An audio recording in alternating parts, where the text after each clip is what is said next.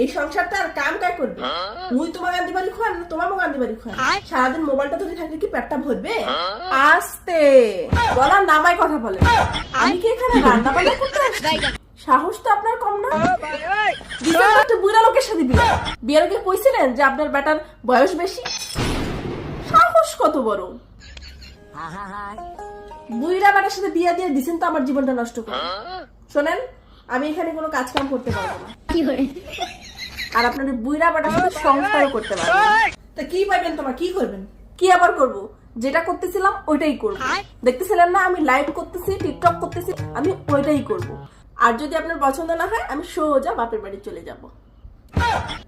এখন আপনি ঠিক করেন, আমি বসে বসে খাবো আর লাইভ করব, নাকি আমি বাপের বাড়ি চলে যাব? কি করবে? কি করলে?